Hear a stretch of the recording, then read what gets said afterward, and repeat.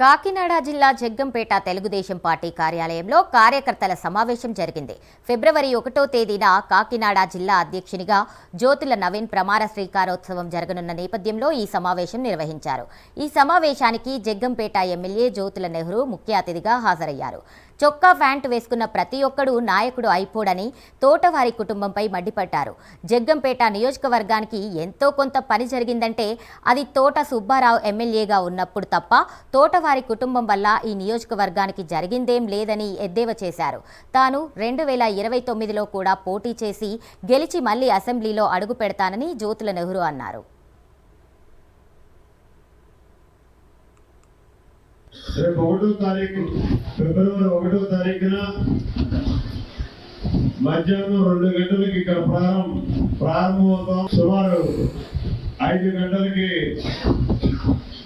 Kakinada మెకరన్ high స్కూల్లో ground లో ప్రమాణ స్వీకారం ఉంటుంది ప్రజా సమక్షంలో. ఆ కార్యక్రమాన్ని పురస్కరించుకుని ఏ రకంగా కార్యక్రమాలు నిర్వహిస్తాం, ఎందుకంటే ప్రతిపక్షంలో ఉన్న అధికార పక్షంలో ఉన్న ఈ జిల్లాలో ఉమ్మడి జిల్లాలో కానీ ఇప్పుడు విడిపోయినటువంటి కాకినాడ జిల్లాలో కానీ పార్టీని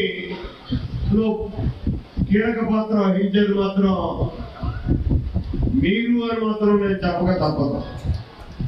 జగ్గంపేట నియోజకవర్గ కార్యకర్త పార్టీ అధికారంలోకి వచ్చిన తర్వాత చాలా మార్పులు, విపరీతమైన మార్పులు. నాకు కూడా ఏంటి ఇది, నేను కష్టపడ్డాను, నాతో పాటు కష్టపడ్డారు చాలా మంది క్యాడరు, వాళ్ళందరూ ఈరోజు కనపడలేదనే ఒక మనోవేద.